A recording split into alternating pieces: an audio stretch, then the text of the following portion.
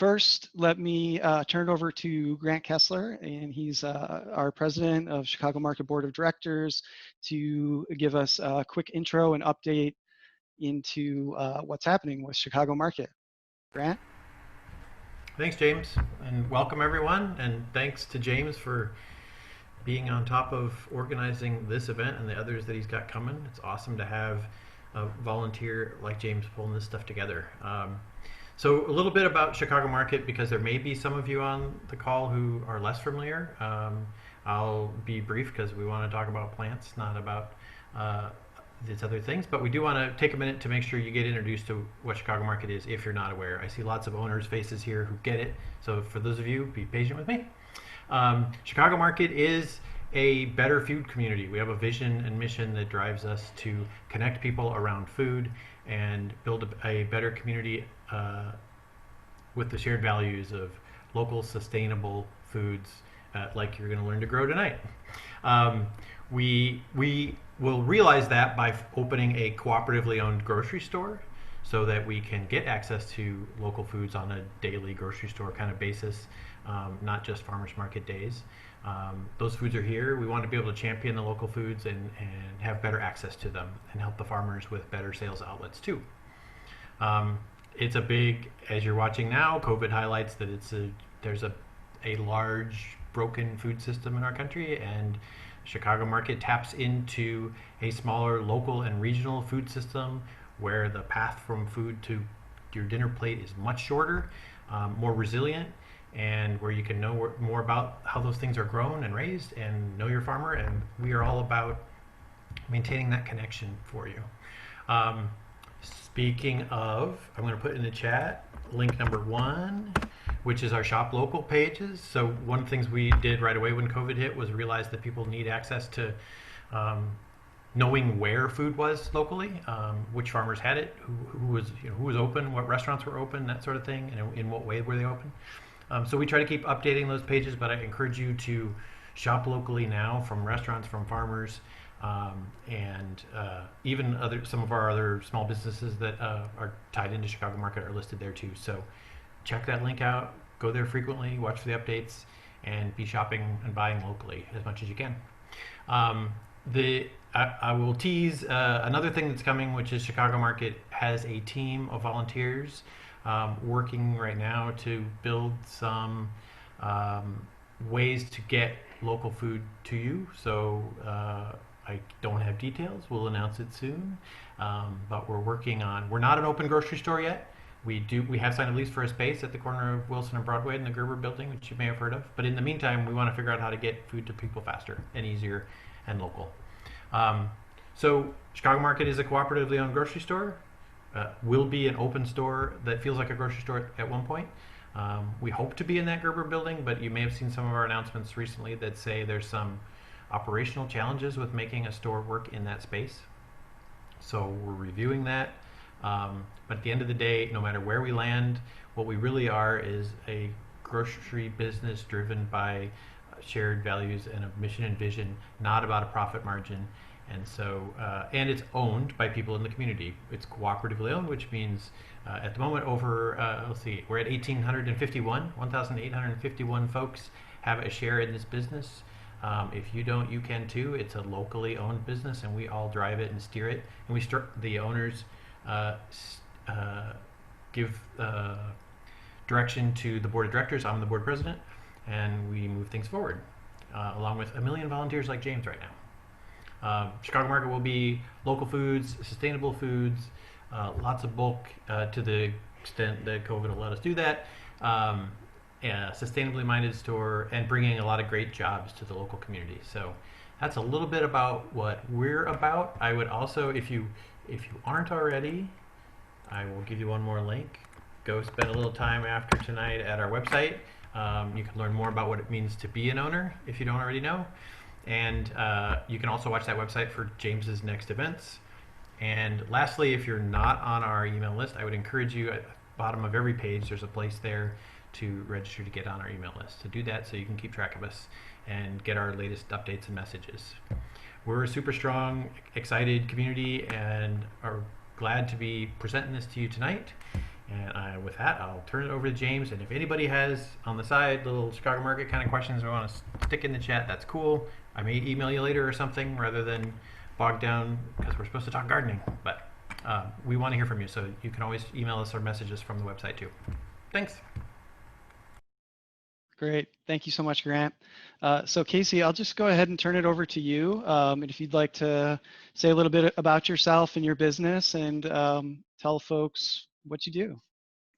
Absolutely. Hello, everybody. So my name is Kasey Eaves. I am the owner of Vivant Gardening Services, which is located here in the Ravenswood corridor.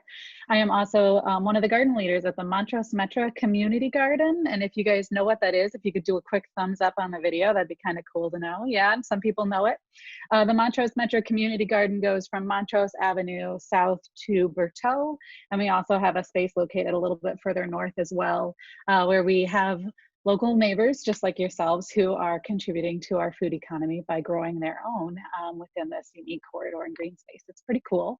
And it is open. We are doing certain COVID guidelines to keep everybody safe. People are coming on specific days so that we can have safe social distancing. But it is a really lovely garden to see, and it is blooming like a lunatic right now. So it's really fun to walk by. If you need to do a daily exercise walk and get a dose of nature, it's just around the corner for most of you. A little bit of background about myself before we get too deep into everything today. I am a granddaughter of farmers and the daughter of a teacher, so it works out pretty well that I would be teaching a garden class. I grew up on family farm property where my family had been for almost a century now. We are about to have a century heritage farm, which is pretty unique, and we are still growing crops on it. When I was a child, we had a vegetable garden that was almost the size of an American football field, and so I spent most of my summers as a girl growing vegetables and then going down into a canning kitchen, which is located in the basement and is not a normal kitchen, just in case you guys have ever heard of a summer kitchen, because it stays cold, and I could turn a tomato crank for several hours to make tomato sauce as a child, which was pretty fun. But that is not what we're talking about today. My childhood is very, very different from the life that I now have as an adult in the city of Chicago. Growing in Southern Illinois is very different from growing food in Chicago. There are different soils here that have not been tended by farmers for ages. There is also a lot of difference in our sunlight because we have so many buildings that are near us, and we also are trying to grow things in unique spaces, right? Many of us do not have large yards. We can't have an American football field of a vegetable garden. And so today we're going to be talking a little bit more about container gardening within the city of Chicago. Look, there it is. Hey, container gardening for all of you guys to look at. So I'm going to kind of take you through this a little bit as we talk, and it's going to give you an opportunity to learn a little bit more as we go. If you have questions, go ahead and put them in the chat feature. I'm going to try to take some moments while we're going through this to read your questions and answer them on specific slides. But I do kind of want to get you through some of the basics of growing, just so that you have them in your arsenal. And we are definitely going to take plenty of time at the end of this, and I will stick around as long as needed in order to help answer your questions. This image of me here that you're seeing, you can kind of see in the background, has a bunch of raised beds on it, and it is actually on the 30th floor of the AMA building in downtown Chicago, which is pretty fun, right next to the river. So there's a few things that you can look at here, and we're getting a little bit of cutoff, but it all works, about what we're going to discuss. We're going to talk about the type of container growing that you can do here in the city of Chicago, specifically the containers that work given our winter and our weather patterns. Tending a soil in a container is very, very different from tending it in the ground, and so we're going to talk about that. And also picking and arranging the plants that are going to go in those containers, as plants respond in a container environment very differently than they do to being in soil, which is ground soil. So container living for a plant, this is about the same as taking a fish from like a river or a lake and kind of putting it into a fish bowl. Or taking a human or any other animal and putting it within any kind of apartment, walls, box. We all know what that feels like these days, right? What you have inside with you is what you need to sustain you.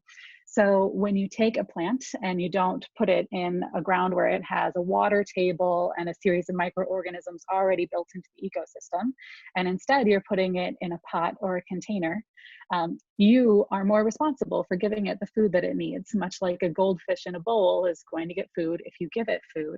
And so there's a little bit more of a nuance to growing in a container. Now, that doesn't mean that it's necessarily harder. It's actually not.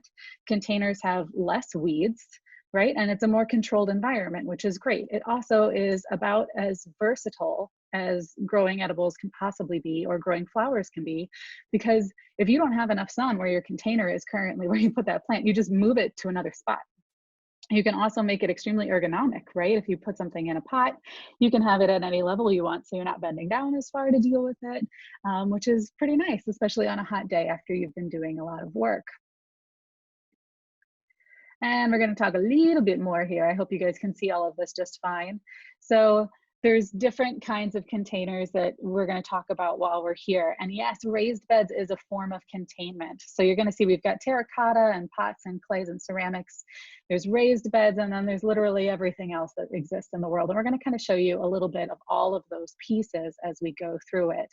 I saw we had at least one raised bed grower tuned in tonight, which is great. And a lot of people who are working with railing planters and balcony planters, and we're going to talk about that a lot as we go through.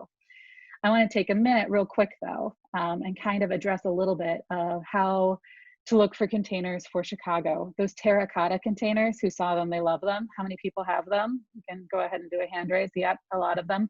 How many people have made the mistake of leaving their unglazed terracotta outside in the winter? Who? Oh, you're all so smart. Terracotta and ceramic, while it is extremely beautiful, can be a little bit more pricey than other things that are on the market. But if you do leave it outside in a Chicago winter and you get a lovely polar vortex or a good freeze week or a late frost like the wonderful ones that we've gotten here, it causes the soil inside to expand and can then cause your beautiful ceramic or terracotta container to crack and break, which is really sad, especially after you've invested a lot of money. It is not my #1 recommendation for containers in Chicago because of this. I would prefer you not having to lift something really heavy to bring it inside, unless you're fully committed to it. So just keep that in mind. People who have raised beds here, that's awesome. I'm really happy to see that there are raised bed growers here. I love working with raised beds, specifically when you have a backyard and you're capable of doing it. Raised beds without a bottom on them are really easy to set up, and you have a lot of soil depth, and you still get access to all those little wonderful things in the ecosystem, all the microorganisms in your soil that do good things for your plants. They're literally like waiters bringing nutrients to your plant roots and saying, here, have a buffet. It's quite nice. However, if you're on a balcony, it is a little bit harder to do. So kudos to all the raised bed people out there.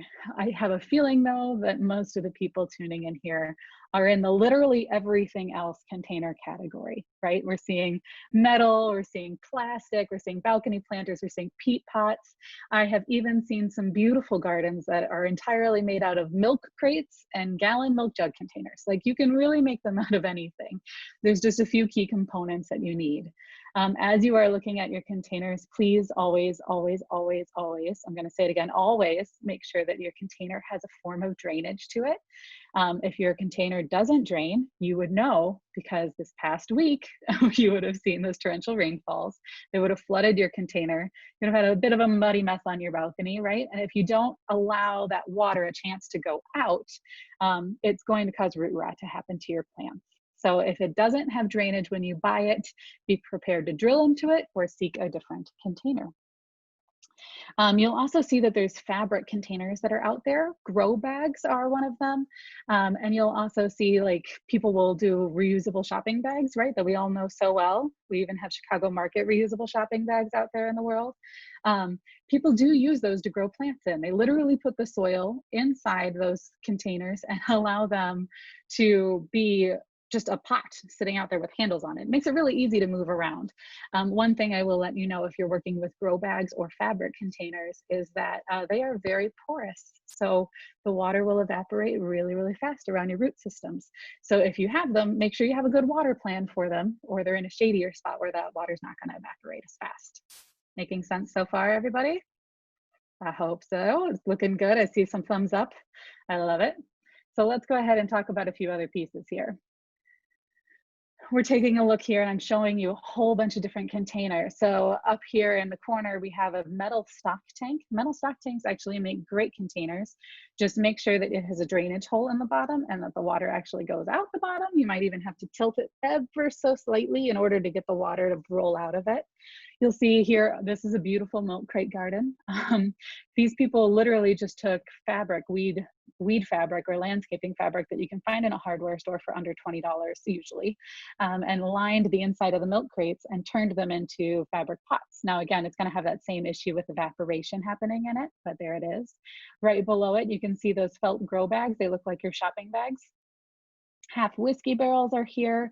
There's a vertical gardening system here that can go on the wall. And there's also this really funny kind of rain chain looking system over here. These are actually pipes. This is PVC drainage pipes that people are using to grow things in. You see a lot of this online with PVC pipes or water bottles or gutter gardens. Just make sure you have a really good watering plan. Those are very, very shallow and it makes it a little bit hard to keep up with them. And then there's also what's called the self-watering container. These are also called SIP containers, right? Which means a sub-irrigated pot, or sub-irrigated planter. These are actually pretty unique feats of engineering. And if you have a chance to buy one, I actually do recommend it for you. Just make sure it still has what's called an overflow drain on it. And I'll talk a little bit more about it. The idea of a self-watering planter or a sub-irrigated planter is that it builds a water table into the planter that would mimic what would happen in nature with a water table underground. So here you can see we have plants with the roots reaching down through the soil, and then they each reach either a netting or a sheeting, or sometimes people just put a lot of gravel in the bottom, and it has an area for the water to collect. Now it also usually has like a little pipe, you can kind of see that on the side, where people put the water in so it goes straight down to the roots.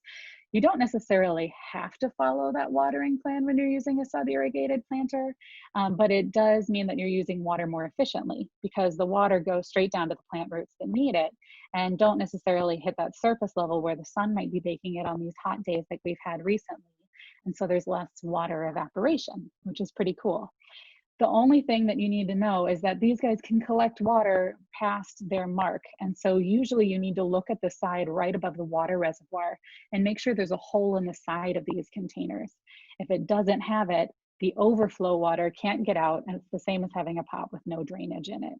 The other thing you want to keep an eye out for is that you still maintain a decent amount of soil depth on here, which I'm going to talk about in just a second. You just want to make sure that you're not taking up so much space with the water reservoir because you want to save a lot of water, that your plants don't have enough space and nutrients to access in the actual soil.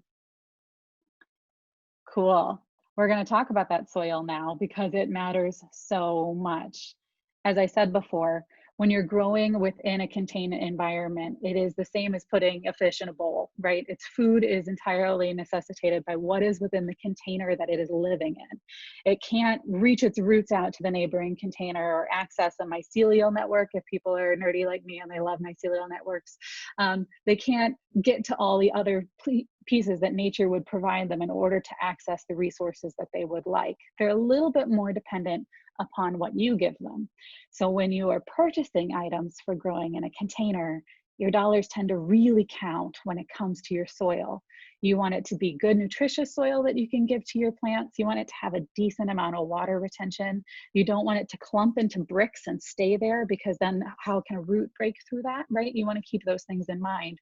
But you also want to make sure there's enough of it to sustain a plant for a long time. Right? When we buy our plants right now at the garden center, they're coming in these adorable little pots. They're so cute. They're like 4 inches, right? And the plant looks so nice and big in it. And then you bring it home and you put it in a big pot and your plant looks so small. It's actually a really good thing to do that. Keeping your plants in a really tiny container means you have to feed them more often. Putting them in a larger container with more nutrients to access over the course of the season takes a little bit of that burden off of you. I recommend, if you're going to be growing edibles, specifically if you're going to grow fruiting plants, and by fruiting plants I mean plants that will flower and then develop what you're going to eat off of them. So that would be like zucchini squashes would go in there, as well as tomatoes, peppers, eggplants, those kinds of things. Especially if you're going to grow those, you need a minimum of 12 inches of soil depth. right? That's going to give those plants enough to reach down and hold themselves up against the wind, but also have enough nutrients over the course of the season. So tomatoes in like window boxes that are only about 6 inches deep is not necessarily going to be the best way to go. If you want to really get a decent harvest out of your tomatoes, you're going to need at least 12 inches. If you're like me, you go crazy, you spoil them rotten, you put them in the biggest thing that you can get your hands on and plant other stuff around it, which I'll talk a little bit more about. But that'll kind of help you determine the pot size that you're going for. Anything less than 12 inches doesn't mean that you can't grow things. It just means that you're going to be growing different things. So there's the tomatoes and the fruiting crops, giant squashes, cucumbers, peas, beans, all of those pieces take a little bit more root depth to grow. Everything less than that are the things that you eat the leaf of, right? So think about mints, herbs, leafy greens, Swiss chards, spinaches, lettuces, all of those things. They can grow in a much narrower and shorter planter. Following along so far? Making sense? Yay, thank you for the thumbs up. It's nice to know. Great. All right. And I do see the question about bringing things indoors. We can talk about that a little bit more at the end. I want to go ahead and talk a little bit more about soil. And somebody here had a question about whether or not they should be fertilizing their plants. And that's what we're going to be talking about right now. So you can buy potting soil at the store, or you can buy potting mix. If you're going to be working with a container garden, you're definitely going to be wanting to get potting mix, right? Potting soil is really heavy on topsoil, and it doesn't necessarily have a lot of other materials for aeration or other nutrition in it. It doesn't have as much organic matter as it may tell you that it does. Usually it's just topsoil and perlite, to be honest. So you want to lean towards something that's a potting mix. This is going to have possibly some peat moss in it, but also coconut coir and humus and a whole bunch of different beautiful pieces that are going to nestle in and make a complex soil structure, so that you have a light, airy, fluffy potting mix that your roots can get through really easily, so they can access all the nutrients that are in it. And also the same things that make it light and fluffy are also going to make it something that will retain some moisture, so that when we get to a really, really hot day, I mean, we're just starting to feel what sweat is like again. When we get even hotter, you're not going to be out there watering your plants 2 to 3 times a day in order to keep up. So keep a good eye on that. You can pick up a bag and kind of toss it around. If you can't toss it super comfortably, you might want to look for something lighter to work with in your containers. It's going to help out. Potting mix is going to be more costly, but it's going to be worth it in the long run. Regardless of the mix that you buy for your containers, however, you're going to want to be prepared to fertilize, especially with the spring that we're having right now. Every time that rain goes pouring through your planters, it causes a nutrient washout to happen. This also occurs in fields. This is why farmers have used fertilizer for a long time, and why we're doing so much with trying to plant native plants and things in fields in order to give soil retention. Erosion and nutrient washoff can happen in a container the same way it can happen anywhere else. And if that water keeps pouring through and draining out of your pot over time, which it should do for the health of your plant, it's going to wash a little bit of the nutrient away from it. After you go through a whole long summer and you have a plant feeding on nutrients and you have some of it leaching out, eventually you're going to reach a point that you're going to need to give your plants more nutrition. So be prepared for this and keep an eye out for it as you get a little bit later in the summer. Usually I start to notice this towards the end of August and early September. My general rule, and this goes for raised bed gardening as well, because you can still get nutrient washout there, is to fertilize your plants at the beginning of the year when you're planting, and then again when the tomatoes are blooming and when you see the first flowers on your fruiting plants. It's a very easy way to go about it. You can add compost to the top. You can use an organic fertilizer. You can use even a fish emulsion liquid fertilizer, but be prepared that later in the season, you are going to have to do something to your plants. It's not a one planting and then leave it situation. Making sense? That goes for your herbs too. And you'll know, especially when your plants are starting to run out of those nutrients, they're gonna start to act a little funny. They might wilt a little bit faster and run out of water a little bit quicker. And you might start to go, gosh, I feel like I'm watering them all the time. It's because they're actually looking for what's in the water to eat off of. You'll notice some browning. You'll notice they might be looking a little bit leggier.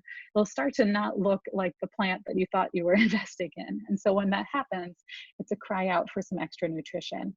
Be prepared for it. Have a little bit of extra compost on hand just so that you can feed it as we go along. Great, we're going to go a little bit further. let's go deeper. So we've talked about the type of containers, and we have talked about the type of soil that you're going to work with. Now we get to talk about the fun stuff. We get to talk about making it so beautiful, right? Everything so far has been a lot of function, and now we're going to talk a little bit about form. When people talk about what goes into containers and what makes them really beautiful, right? You can feed something and you can make it go, but we're not all designers. We need some tidbits to help us out, and that's where this comes in handy. This works for ornamentals, and I'm also going to show how it works for edibles.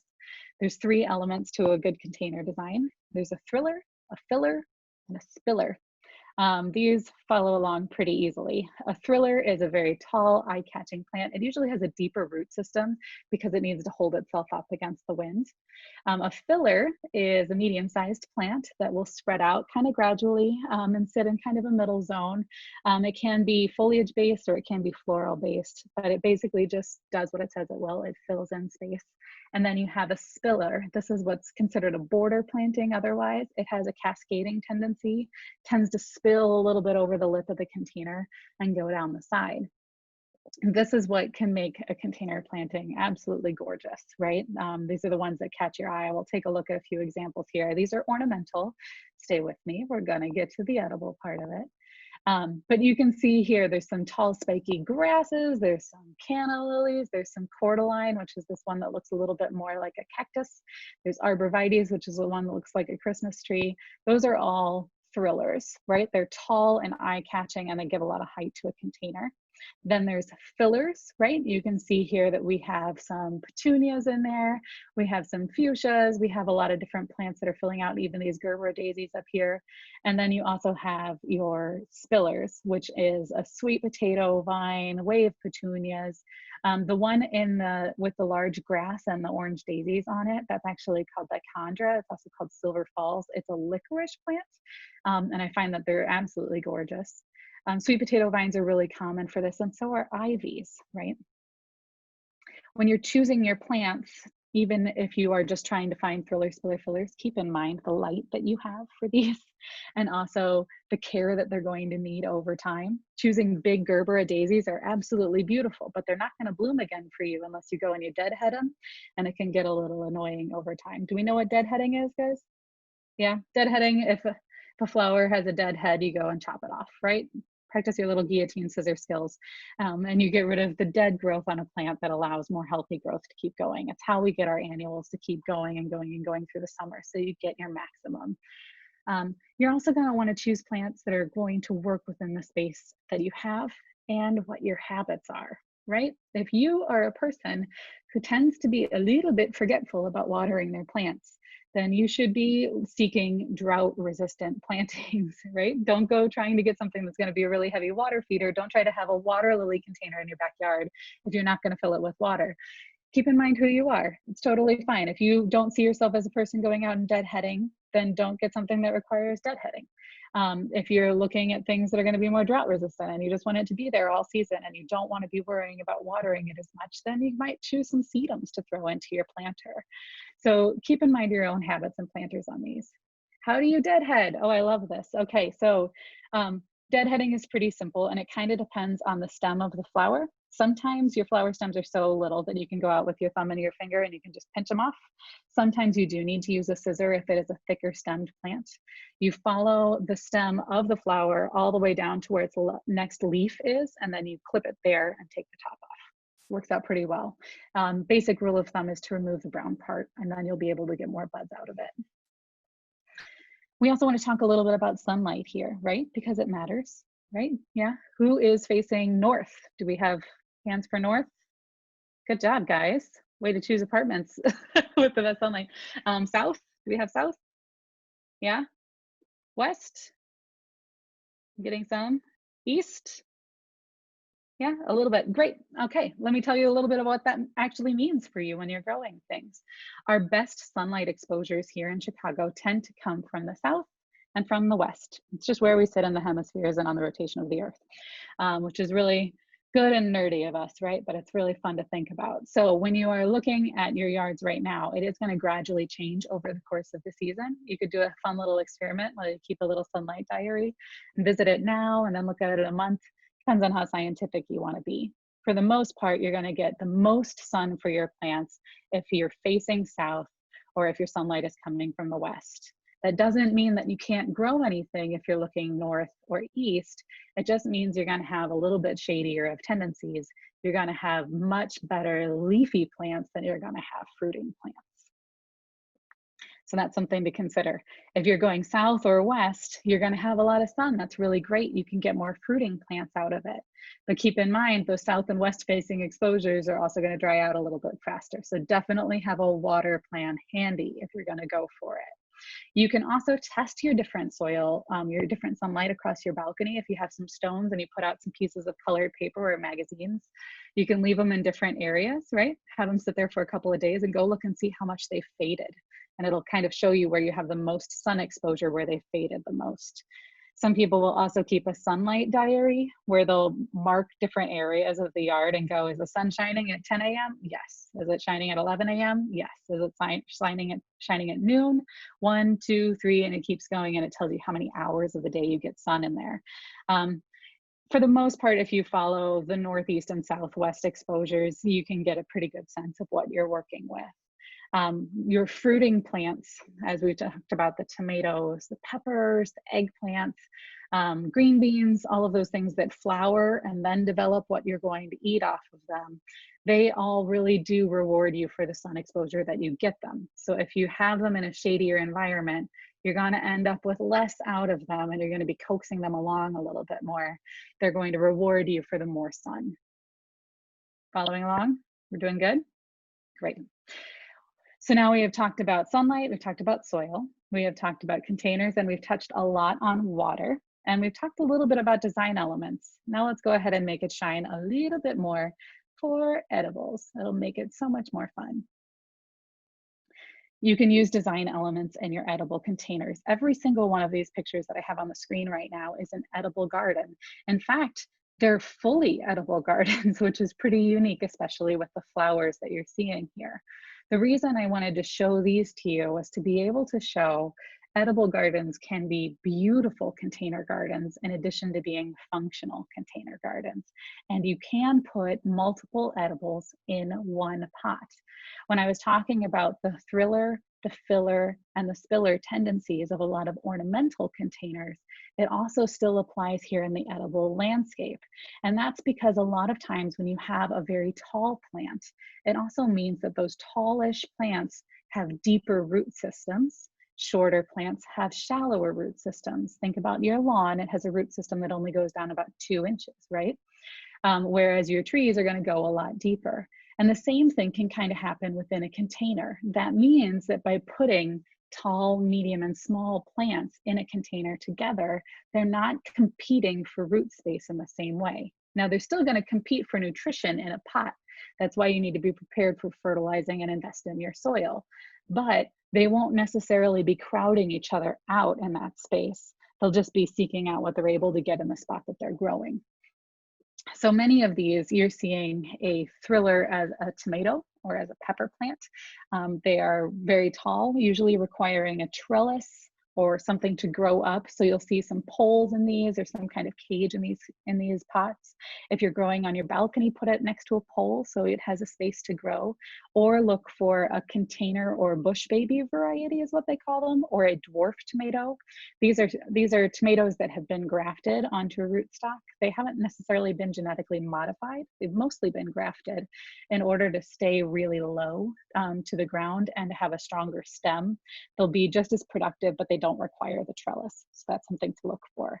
Otherwise, just be prepared to tie it up to something. A piece of bamboo or a stick can work just as well, or a railing on your balcony. You're also going to see here that there are some filler plants that are going on, right?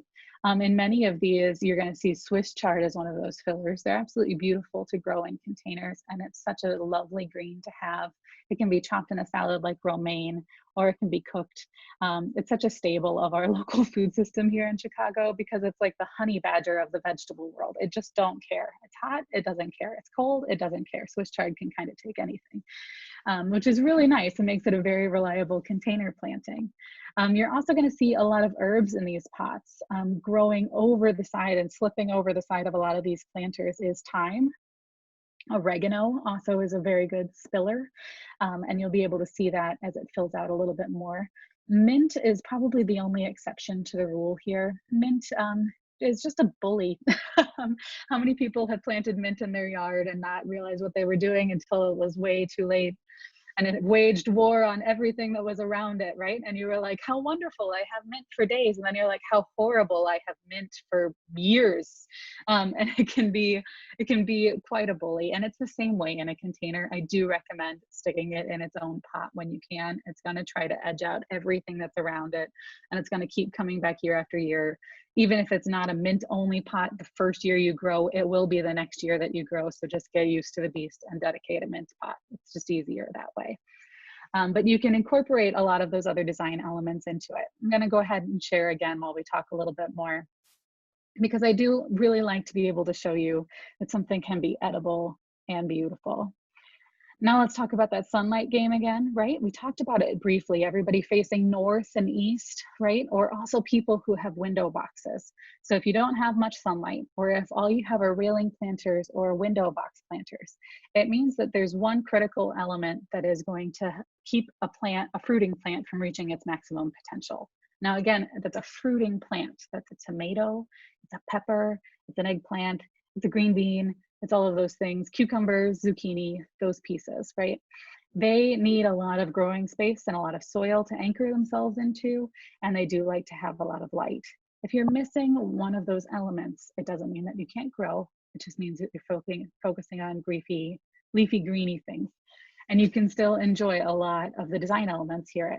In the center picture, you're going to see that there's Swiss chard and kale being used as more of a thriller in the space. And then you're going to have cabbages, and you're going to have a whole bunch of other pieces using as your filler. Parsley is fantastic for this. Sage is beautiful for this. And then they're sticking with their herbs otherwise. You can still get a pretty good bang for your buck out of growing these items. And if you think about what you're eating most prevalently, you're going to find that herbs make an appearance in just about every meal. So choosing to grow just a window, like a window box, and having one window box of herbs is still an amazing growing experience, and it's really, really satisfying. So I don't want you to think that anything is too challenged and it's not going to be able to grow. It just means that you're going to be sticking with a more specific plant category, specifically the plants that you eat the leaves of. So all of this is basically to tell you that you can have really abundant harvests even in a small space in the city. You can grow things in a container by themselves, and you can also maximize them and mix and match some flowers and some plants and some vegetables in order to help create something really beautiful. You can even incorporate edible flowers into the mix, right? You can have marigolds or calendula. You can incorporate those in as well so that you can have them. Even violas and pansies are edible. You can throw them into your salads and make for something really beautiful. And by growing your own food, even on a small scale, you make a really big impact to your local food system and economy. Appreciating how your plants grow and how your food grows helps you to understand what your farmers are doing for you, and helps you to understand a little bit more about the complexity of it getting to a local market like Chicago market. It also is a huge step for our local environment, right? You are literally taking every single mile fossil fuels that your plant could go and bringing it directly to your plate instead. There's a lot of freshness that comes with that, and there's a lot more vitamin and food content, nutritional content to what you're eating when it doesn't have to be harvested prematurely in order to get to you. This is part of the reason that we all joined with Chicago Market to begin with, is because that we knew that by supporting our local food environments and our more local plants, we were going to have something that was more nutritious, and that we were going to be supporting something better for the economy. So even if you're only growing a small pot for yourself and just trying it out, it's definitely worthwhile so that you can have a greater understanding of our food system. And I am here to help. It's shameless plug time. I wouldn't be coming on here if I wasn't also going to talk about my business. Here you can see a picture of me in the community garden. Vivant Gardening Services was built in order to help people. Oh, it helps if I can spell my company name right, guys. That's on a recording. Vivant Gardening Services was invented in order to help people maximize their growing space within the city. Everything else that we do is just an extra way for people to appreciate how things grow. But my true passion is edibles. If you are looking at a container garden for your home and you're running into trouble with it, or you ever need advice or consult, we're here in order to help you. We did do a special pricing for during the COVID crisis because we have such a COVID victory garden movement going on. There's so many people who are wanting to grow while they're in their homes and they have the capability to watch everything grow nice and slow, right? As we get ready to come back out. We're here in order to help with that. And you can have 25 minutes of my advice. That's almost the same as the amount of time that I have been talking to you right now for just $25. And I can help you take a look at your space and your sunlight patterns and answer the questions that you guys have. You can learn more about that at vivantgardens.com. And I'm going to do one more shameless plug. Sorry, you have to listen to it. I'm also the leader of the Montrose Metro Community Gardens, and I don't know if you have heard about it, but we are doing an expansion. We're in the process of fundraising for it right now. Right now, the community garden has 46 raised vegetable beds that local families grow in, as well as local restaurants. And then we have 6 of those beds that support our local food pantries as well, which of course, it's a really big thing to be giving back to that community, especially during this time. But we do have a wait list for that community garden. And I don't know if you guys know it, but the wait list is 70 families long. It's really long. I could fill the garden a couple times over. And so they are looking to expand. This is nonprofit. I'm one of the garden leaders there, and I do it completely out of volunteering because I just feel like it's important. If you're interested in learning more about that expansion effort or donating, you can email mmcggrows@gmail.com and you'll get some more information sent to you. I want to take a minute and say thank you to everybody for tuning in tonight. I have gone through some basic plant care. I've gone through basic container care. I've talked about what happens here in Chicago. We are going to answer some more questions. So I just wanted to say a special thank you to James and Grant for organizing this event.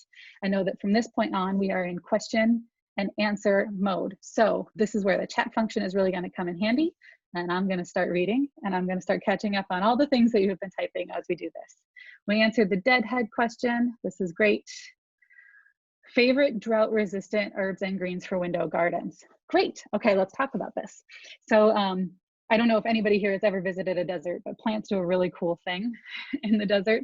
And it has become an evolutionary habit that you can now know when something is incredibly drought resistant, and I mean desert style drought resistant, is that it tends to have some silvery foliage to it or evergreen tendencies.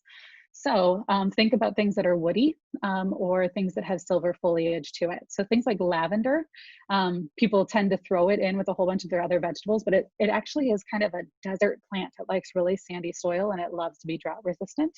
Rosemary falls in this category. So does thyme. So does some of the oreganos. Stick to the more silver foliage on it. Those are all things that really, really, really love to be drought resistant. And then also think about things that have thicker stems, like woody stems, like what we just talked about, but also that applies to your greens as well. So if you think about certain lettuces and things, right, are really, really tender. Oak leaf lettuces don't necessarily have a giant stem to them in order to get everything to its leaf.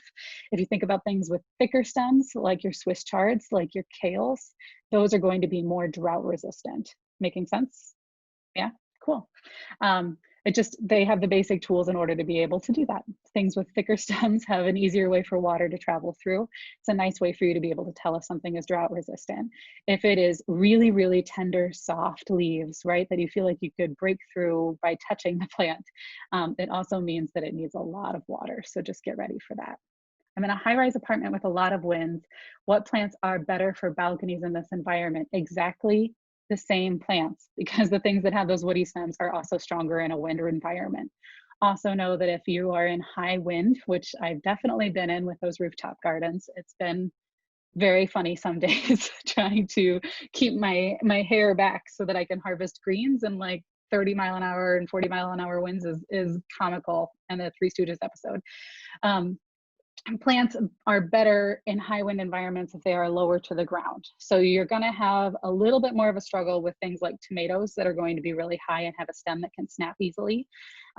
Stick to things that are lower. Look definitely for the dwarf or the bush and container tomatoes, because they're going to stay a little bit shorter, and also stick with greens and herbs and pieces like that that might sit under a lip of a balcony or anything of that nature. Keep in mind, you can also create a bit of a wind structure for your plants if you put all of the green leafy things in a taller planter and then put some of your more fragile items next to it, because it will buffer some of the wind that could be hitting those plants and you can get a little bit more out of them. Alrighty, great. Do you have a list, reference, recommendations of edible plants that grow really well together depending on fillers, spillers, and thrillers? I'm really new at this and I would love any recommendations. The basic rule to follow is that if something is really tall, it also has a really deep root system. And if something is really short, it has a really shallow root system. And so those two things can be planted next to each other. The crazy one in the bunch is root vegetables. Those are things like carrots, radishes, beets, parsnips. They just kind of live in their own little magical world. You can consider them fillers. They have a completely different root system from the other ones, and they're actually all really good friends. Carrots and tomatoes get along fantastically, right?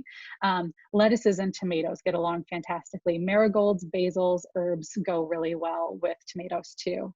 And herbs and lettuces actually are really good friends, especially things like kales that might get aphid infestations. I don't know, I'm not seeing anybody too, oh, I see a couple nods. Some people have seen them. They're gross. I hate aphids.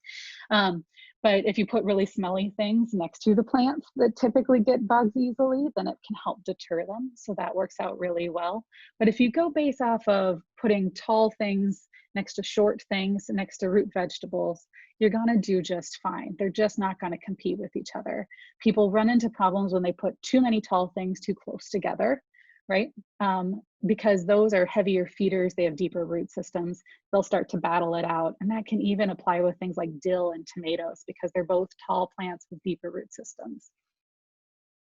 Do strawberries do well in containers, and can they overwinter? Strawberries do very well in containers. That's a short plant, even though it is fruiting, it has a shorter root system.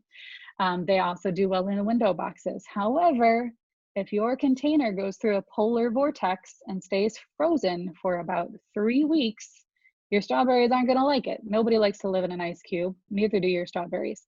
So if you do strawberries in a container, you can overwinter. They will do a thing called dormancy, which is about the same thing as a bear hibernating for the winter, where they will look dead all winter long.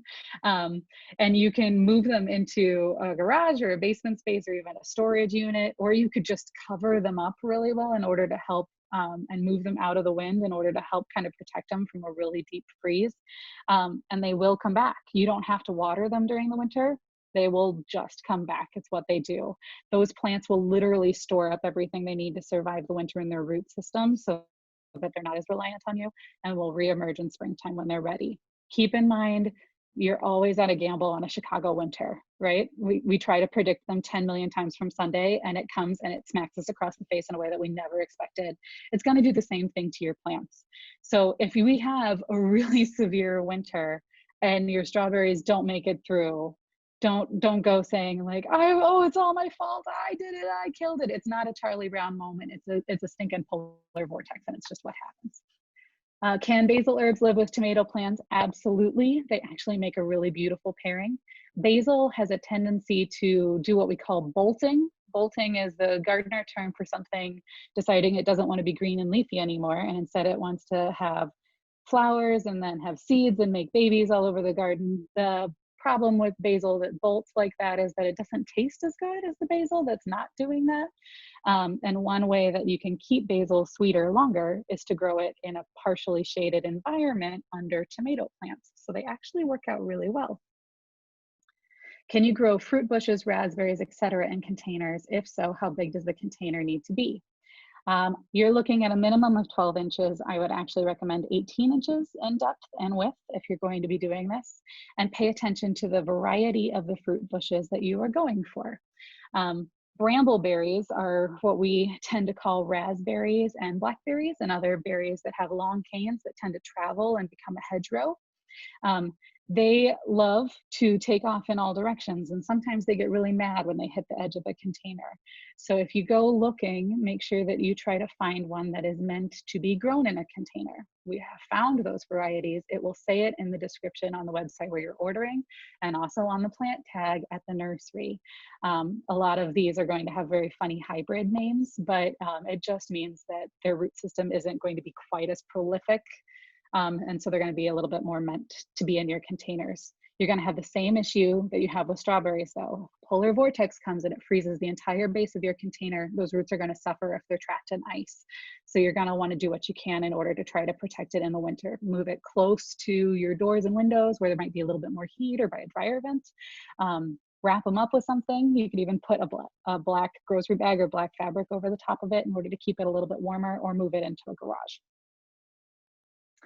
Any tips for repotting plants into larger containers? Absolutely. So you can tell when your plant needs to go into a larger container if you can lift it outside of the container and it maintains the same soil shape, right? And looks like it doesn't have a pot under it anymore. This means that the roots have made their way all the way around your container, and that they are ready to keep going, or they might try to go out the bottom. And this will say that they want to be in something a little bit larger. When you are repotting plants, there are different methods, right? Potting up with vegetables, you don't want to move them too many times. Sometimes they like to throw a bit of a temper tantrum and go into shock when you plant them too many times and pot them up.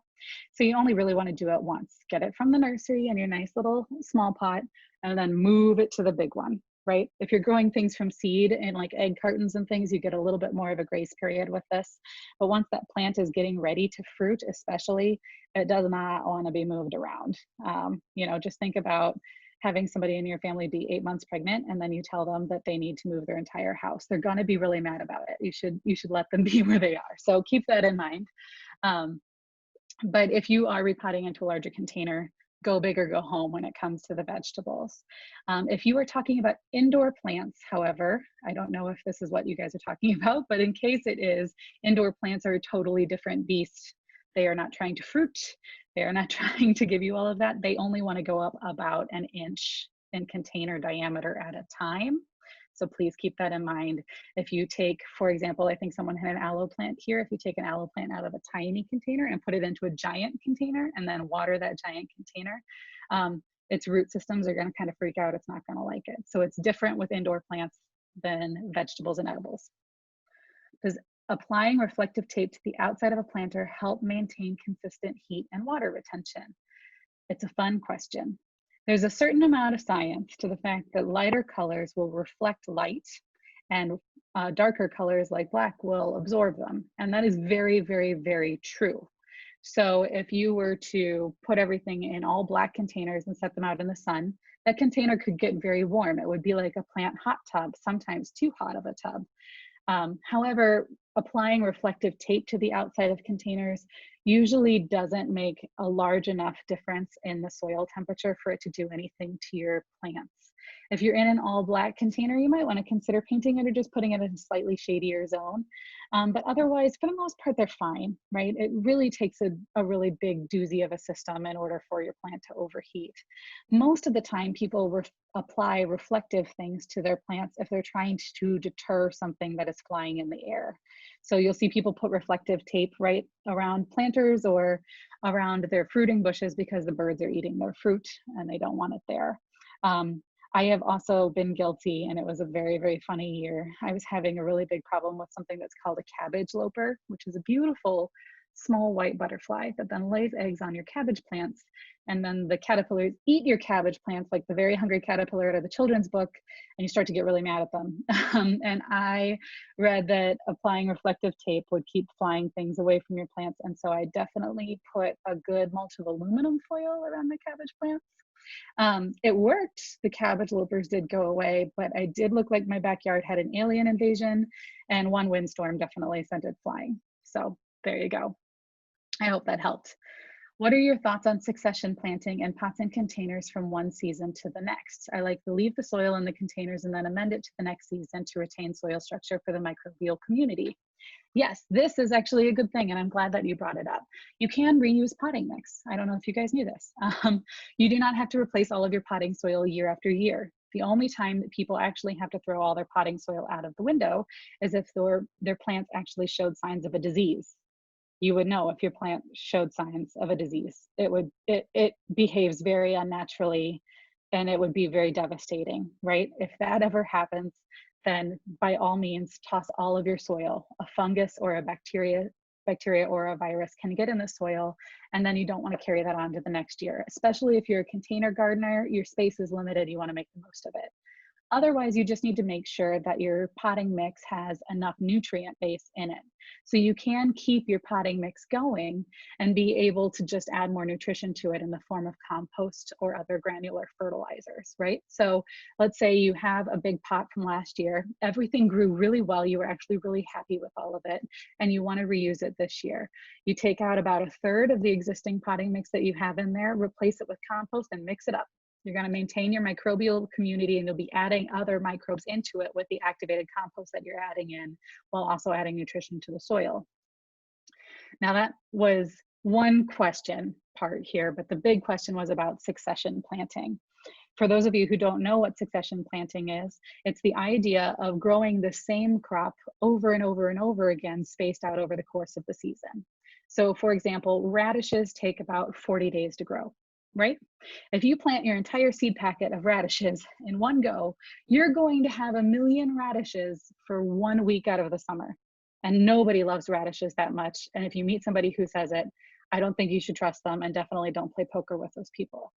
Nobody really likes that many radishes. It's bad news bears. So instead, what people will do is they will plant smaller harvests over the course of the season and plant a few radishes 1 week and a few radishes about a week later, so that they have enough radishes for their salad all summer long. It also works with other pieces. So like lettuces, some of our lettuces like really cold temperatures in the spring, or things like spinach like cold temperatures. But then when it gets really hot, the spinach tends to go bolting and putting out that flower stalk, and that doesn't taste as good. So people will plant it in the spring and in the fall, and maybe grow green beans in between, right? Because green beans like the summer heat. You can definitely succession plant within a container. You're going to run into exactly the same issue that you would no matter what other plant was in your container, which means that you're going to need to give it additional nutrition, especially if you are putting in a plant, yanking it out, putting in another plant, yanking it out, putting in another plant. That's a lot of nutrition that's going into all of those plants there. So every time that you plant something new in your container, throw in a little bit more compost or give it a little bit more of an organic fertilizer, and it's going to help your succession planting be more successful. However, you can definitely succession plant within your container. One of my favorite ways to go about it is sometimes I just get a little antsy for a spring salad that I grew myself. And so I'll buy a lettuce start, but I'll also have a packet of lettuce seed, and I'll plant the lettuce start and I'll sprinkle lettuce seed around it. And that means that when this head of lettuce is done, I'll have little baby heads of lettuce ready to go.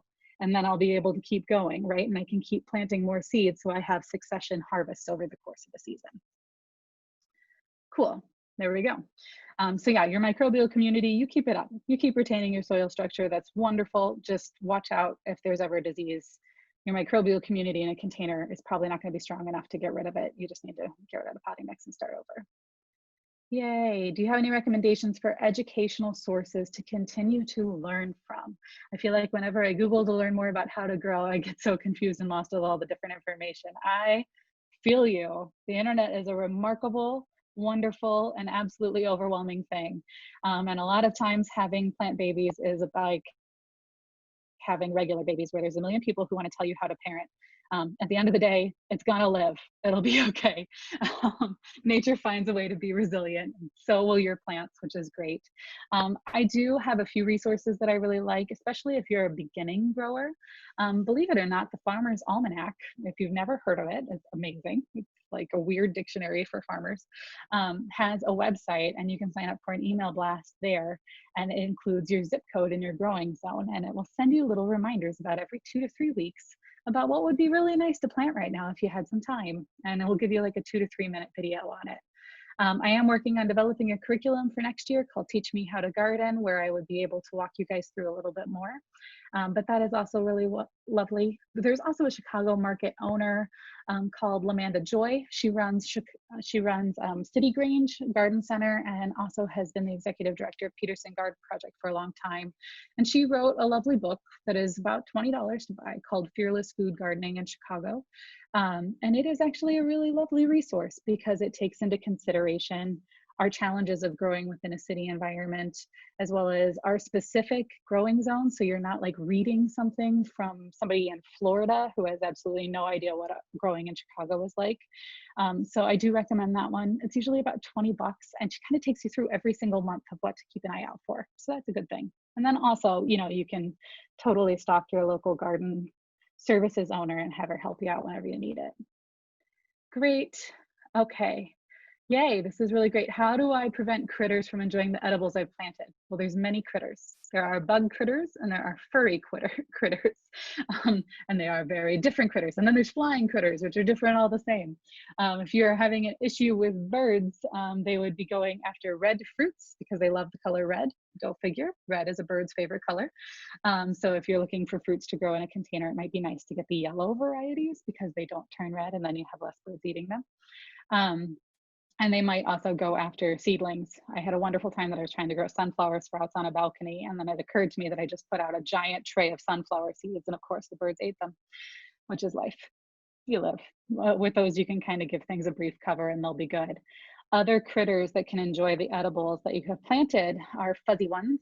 I have a feeling most people end up working with squirrels. Yes, they're stinkers, those squirrels. They are no fun. They love to wait until your tomato is almost perfect, right? And you're waiting and you're looking for that perfect tomato and you want to eat it, and then the squirrel will come up and take one bite and like drop it at your back door. They're stinkers. There's a couple things that you can do.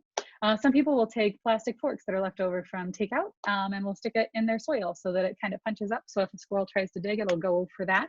Squirrels also really do not like the smell of onions. So try growing onions in your container.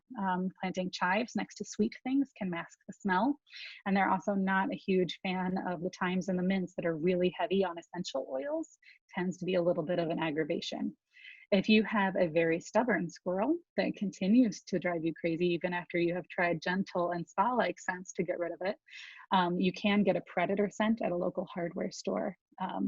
Predator scents are very funny things to talk about because you're basically buying a granulated form of coyote or fox urine, which is very appetizing to think about bringing into your home.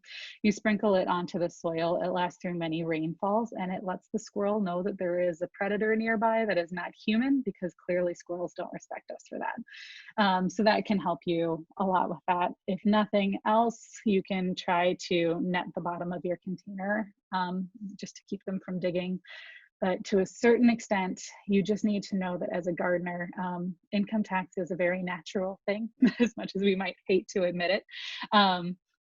Income tax happens in nature the same way that it happens in most governances.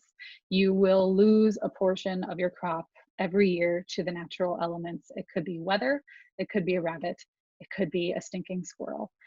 So just be prepared for that. Anticipate about a 20 to 30% loss. And then be really happy if you don't have it happen and count yourself as blessed.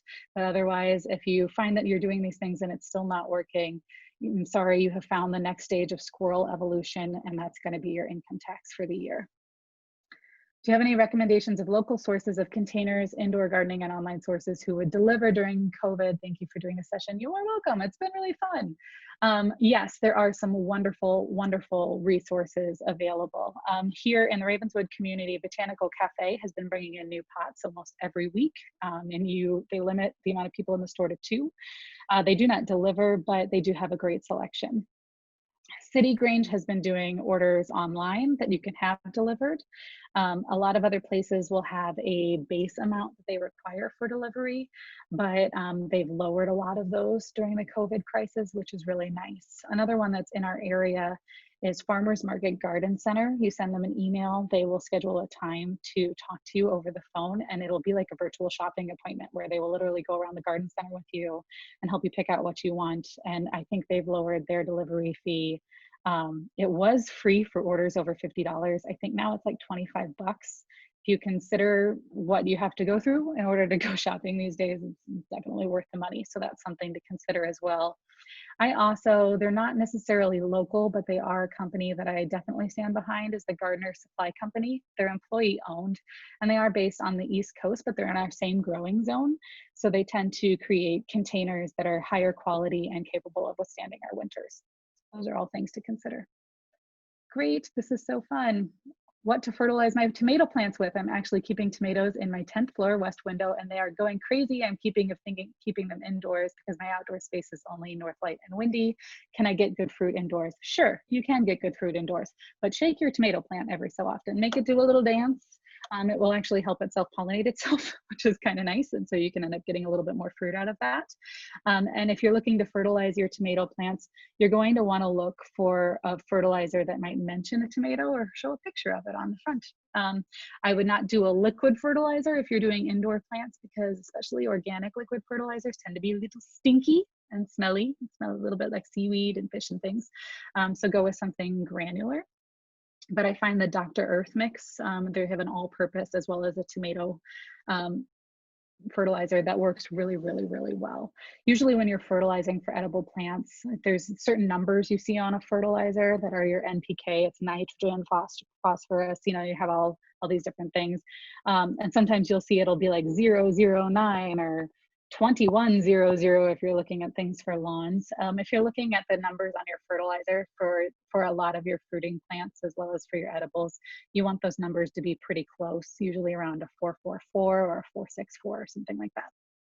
You can get a decent harvest indoors.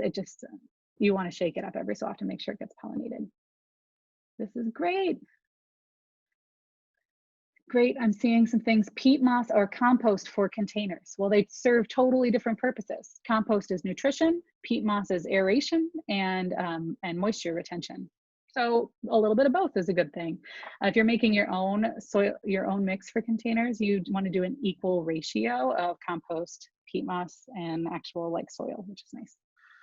Great. Are there particular plantings that are good to help support the bee community? Absolutely. Bees love smelly and beautiful flowers, specifically flowers that have a very wide base for them to land on. So look for things that have a flat petal, right, that's available to it, or something that looks like an umbrella. Those are really wonderful things for bees. And if you were curious, a bee's favorite color is purple. So if you really want to help the bees a lot, you can plant a lot of purpley things. This is really wonderful.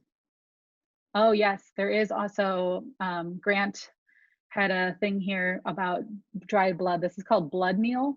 It kind of does a similar thing as predator scent, and you can find that in a hardware store. Can Norway spruce trees, babies, be a thriller in a pot? Yes, they can. Easy enough question. I have a random lemon plant that appears to have grown more lime-like over the winter. Still hanging on to the pot. What should I do with it? I'm not sure exactly what has made your lemon tree resemble a lime, because they're actually really hard to tell the difference of. The biggest difference between a lemon tree and a lime tree is that limes actually have little thorns at the base of their leaves. If you are seeing it grow a fruit that is green and looks like a lime, that is just what a baby lemon looks like. So you're probably doing a really good job. What is the best way to grow milkweed? Put seeds out there and don't touch them. Just water them very so much, but milkweed is a native. A lot of times it does require going through a cold snap in order to sprout. So if you're going to try to grow milkweed right now, I do recommend maybe throwing it into a crisper drawer or even a freezer for a day or two before you plant it. Otherwise, I really like to plant it in the fall because it's just kind of easier.